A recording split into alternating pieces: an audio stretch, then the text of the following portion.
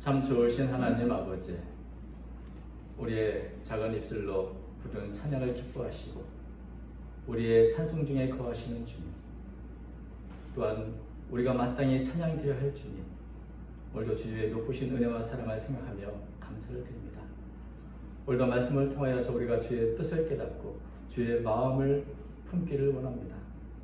부족한 종을 통하여 하나님의 말씀이 바르게 증거될 수 있도록 인도하여 주시옵소서. 듣는 이들의 마음을 예비하시고 귀를 예비하셔서 주의 음성을 듣게 해 주시옵소서.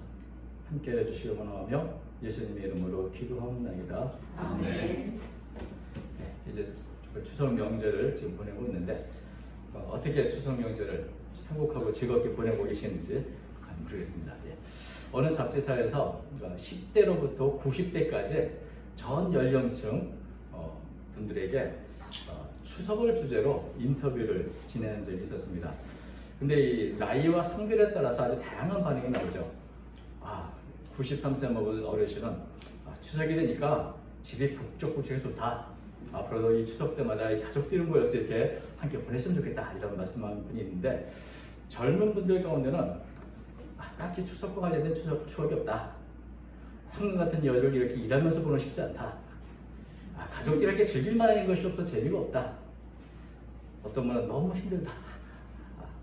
이런 의견이 있는데, 명절이란 모름지기 모두가 함께 즐거워야 진정한 명절일 텐데, 오히려 명절 때문에 힘들거나 어려운 분이 있다면 그것은 명절의 의미가 좀 퇴색된 것이 아닌가. 그래서 참 즐겁고 행복한 명절 어떻게 하면 우리 모두가 보낼 수 있는지 우리가 좀 고민해야 할 때가 아닌가 생각하게 됩니다. 신앙생활도 그렇습니다. 즐겁고 행복해야죠. 주님을 섬기는 것은 괴로운 일입니까? 즐거운 일입니까? 즐겁고 행복한 일입니다. 예배는 가장 행복한 일입니다. 만약에 그렇게 행복하고 즐겁지 않다면 이 신앙생활에 뭔가 문제가 있는 겁니다. 오늘 우리가 살펴보는 이 시편 84편은 추수를 마친 후에 가을 축제에 예루살렘으로 순례를 가서 성전에서 축제 행렬을 이렇게 돌면서 부르는 그런 순례 노래라고 합니다.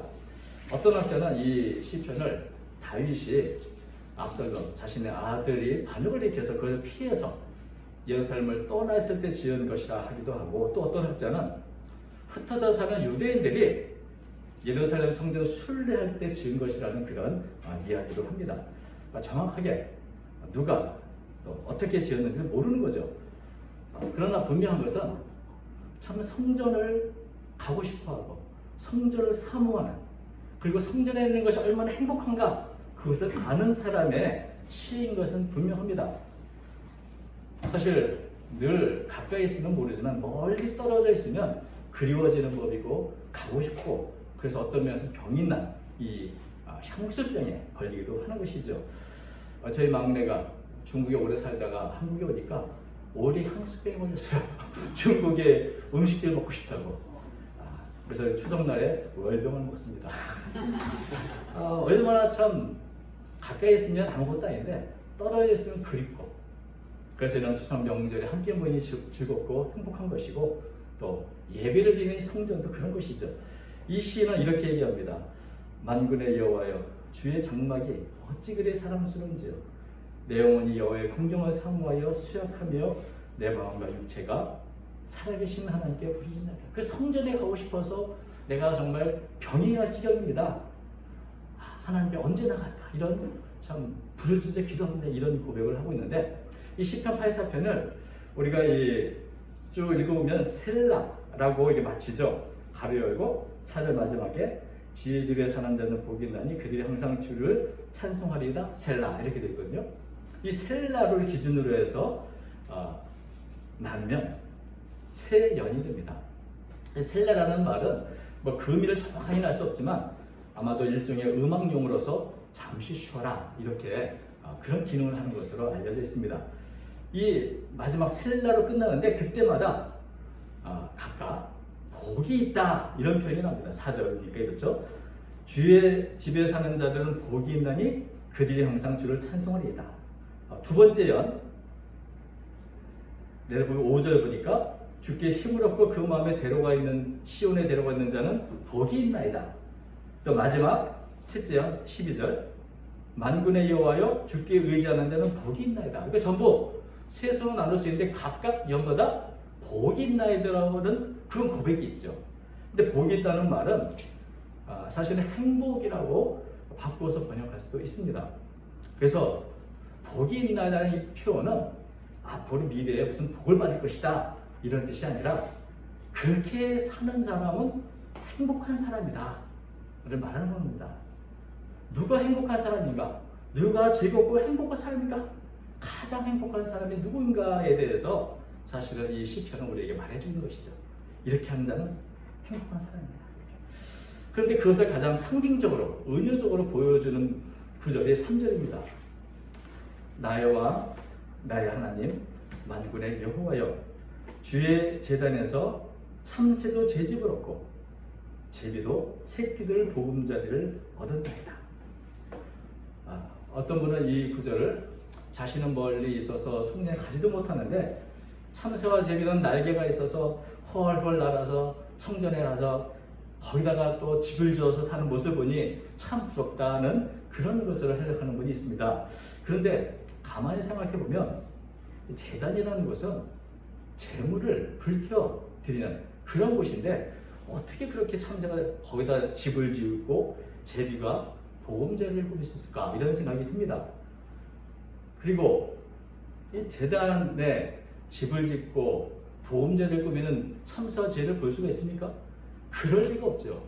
성전에 만약에 이런 제비나 참새가 들어와서 집을 제단에 지려고 그러면 어떻게 될까요? 당장 쫓겨나죠. 그렇죠?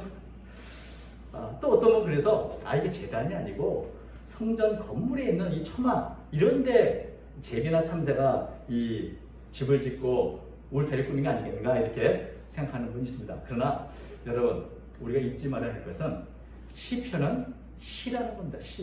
시가 뭡니까? 그래서 사실대로 그냥 얘기하는 건 시가 아니죠. 다른 은유적인 표현, 상징적인 표현으로 그것을 보여주는 게 시인 것입니다. 사실 시편 84편은 이런 은유, 비유, 상징적인 표현이 많이 있습니다. 하나님은 해와 방패다. 하나님이 해입니까? 방패입니까? 은유적인 표현이죠. 눈물 골짜기. 과연 그런 이름의 골짜기가 있는지는 잘 모르겠으나 상징적인 의미 아니겠습니까? 또 이름비에, 샘, 문지기 여러 가지 이 상징적인 단어, 상징적인 표현을 많이 사용하고 있는데 참새와 제비도 실제로 제단에 이 제비가 보금자리를 꾸미고 새끼를 키우는 것이 아니고 어떤 이런 상징적인 또는 은유적인 시적인 표현으로 볼 수 있습니다. 겨자씨는 세상에서 가장 작은 씨예요. 이렇게 생각하는 것처럼 참새와 제비는 어떤 것입니까? 어디서나 볼 수 있는 가장 흔하고 가장 하찮은 그런 작은 새들의 대명사죠.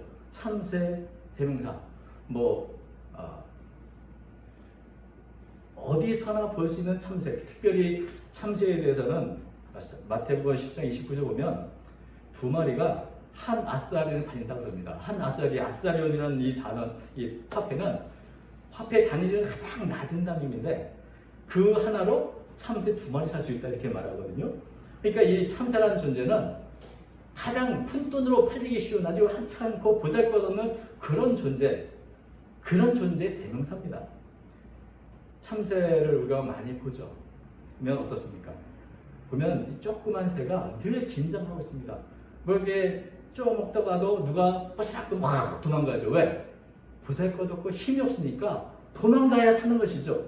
늘 쉬지 않고 저를 살피고 수많은 적들 곳에 살아가는 이 참새의 모습을 우리가 보게 되는데 바로 이런 참새 평안을 느끼고 안전하게 집을 지을 곳이 어딘가? 도대체 어디다 집을 지어야 평안을 누릴 수 있을까?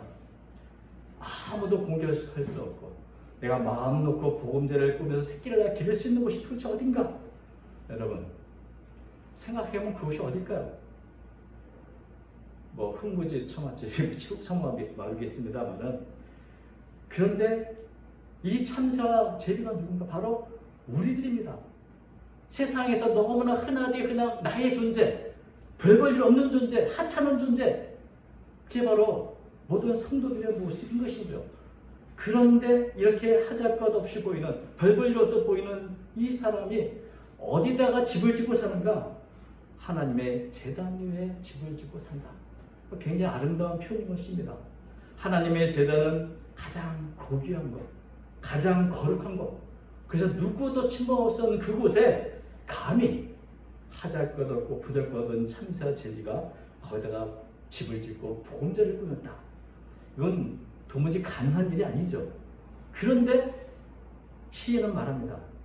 주의 제단에서 참새도 제 집을 얻고 제비도 새끼들 보금자리를 얻었습니다.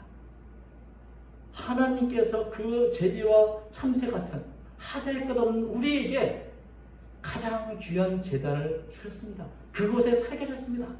그래서 정말 얼마나 특별한 은혜일까요? 있을 수가 없는 은혜죠. 바로 그런데 하나님의 백성이 이런 은혜를 입었다는 것을 표현한 것입니다. 하잘것없고 부잘것없는 존재이지만 내가 하나님의 제단에서 하나님께 예배할 수 있고 하나님의 성도로 살아가게 하시는 그 은혜. 그래서 참새와 제비가 쉬지 않고 짹짹 지지배배 막 이렇게 지저귀는 그 모습을 보면서 그런 은혜를 받은 성도들이 하나님께 찬양하는 모습, 그것을 지금 시적으로 표현한 것입니다. 이해가 되시죠? 저는 오늘 성가대에서 촬영할 때 마치 둥우리에서 제비 새끼들이 입을 벌려서 찬양하는 그런 모습처럼 느껴집니다. 바로 그런 것. 참 하잘것없고 어찌 보면 세상에서 별 볼 일 없어 보이는 사람들을 하나님은 하나님의 제단 위에 집을 지고 사는 가장 존귀한 존재로 삼으셨구나. 그것을 깨달은 하나님의 백성. 그들은 정말 행복한 사람이다. 누가 행복한 사람인가? 4절 주의 집에 사는 자들 복이 있나니 그들이 항상 주를 찬송하리이다. 별것도 아니고 하잘것없는 우리들이 이런 큰애를 받았고 가장 고귀하고 가장 거룩한 자리, 그런 자리에 살도록 하셨다면 이 은혜를 생각하며 정말 참새와 제비처럼 쉬지 않고 노래하고 기뻐하지 않겠는가? 이것이 이스라엘 백성들이 받은 은혜고 우리 하나님의 백성들이 받는 은혜인 것입니다. 아멘. 우리가 예수 그리스도의 십자가의 제단에 집을 짓고 그 십자가 제단을 통해서 가장 거룩한 제사장 같은 존재가 되었다는 것. 그 생각하면 야, 내가 어찌 찬송하지 않을까? 이런 은혜를 깨닫고 항상 찬송하는 그 사람, 그렇게 예배하는 사람이 정말 행복한 사람이다. 이 시편은 우리에게 알려주고 있는 것입니다.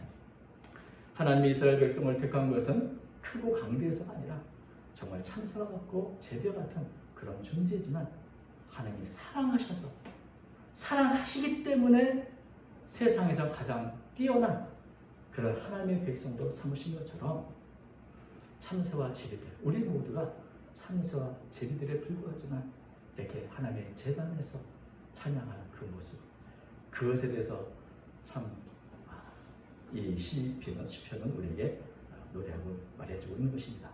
자, 누가 또 행복한 사람인가? 5절 주께 힘을 얻고 그 마음에 시온에 데려가 있는 자는 복이 있나이다. 주님께 힘을 얻고 그 마음에 시온에 데려가 있는 사람. 이 시온은 예루살렘 성전에 있는 그 산을 말하죠. 근데 하나님이 성전에 있는 그 시온을 향해서 올곧게 길이 쫙 나가 있는 게 시온에 데려오라고 한다면 하나님의 백성이 이 땅에 살아갈 때 마음에 내가 가야 할 곳, 내가 가야 할 목적지, 그 주님 나라, 그 목적지를 향해서 대로를 바라보고 살아가는 그 본영 안에 살아가는 그 사람은 바로 행복한 사람이라는 것입니다. 하나님이 주시는 힘으로 날마다 내가 가야 할 길, 내가 걸어갈 그 목적지를 향해 걸어갈 수 있는 그런 사람이야말로 행복한 사람입니다. 그런데 이 시온의 대로 마음에 두고 걷는 게 결코 순탄하지 않습니다.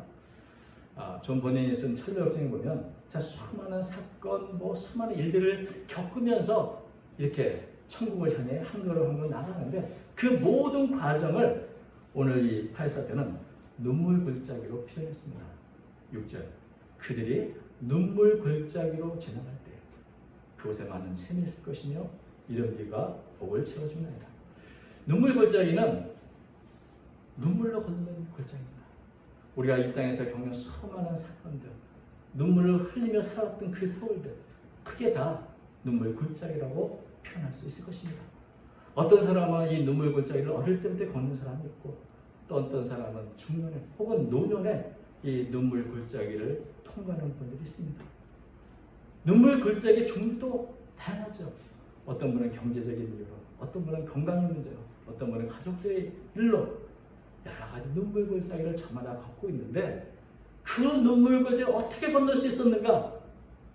하나님께서 힘을 주셔서 나를 내버려 두지 않고 내가 그래도 시온의 대로를 마음 품고 걸어갈 때에 그 길 걸어가도록 힘과 주시고 또 힘을 주셔서 내가 그 길을 건너가야겠다. 하나님은 비가 오지 않을 때 샘을 터뜨려 주시고, 또 내가 먹을 걸 없을 때 추수할 수 있도록 이른비를 채워주시는 그런 분이시기 때문에, 그래서 모든 성도들이 가야 할 그곳, 나의 달려갈 길을 다 마치게 하시는 그 하나님, 그 하나님께 기도하고 힘을 얻는 모습을 보여주고 있는 것입니다. 7절, 8절. 그들은 힘을 얻고 더 얻어 나가 시온에서 하나님 앞에 각기 나타나리이다. 만군의 하나님 여호와여, 내 기도를 들으소서.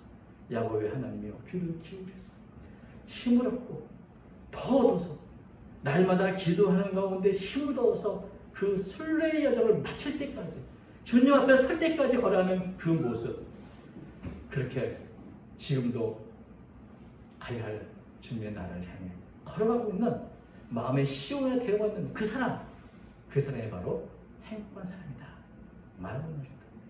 어디 가야 할지 모르고 방황하는 사람이 아니라 내가 가야 할 곳이 분명하고 내가 해야 할 일을 분명히 아는 그런 사람, 그리고 그에게 은혜를 주시는 하나님의 계시기에 그는 행복한 사람이라는 것입니다. 또 누가 행복한 사람인가? 12절, 만군의 여호와여, 주께 의지하는 자는 복이 있나이다. 주님을 신뢰하는 자가 복이 있다. 주님을 믿고 의지하는 자가 복이 있다. 왜 그런가? 하나님께서는 이런 사람에게 가장 좋은 곳으로 늘 채워주기를 기뻐하시기 때문입니다. 11절, 여호와 하나님은 해요 방패이시라.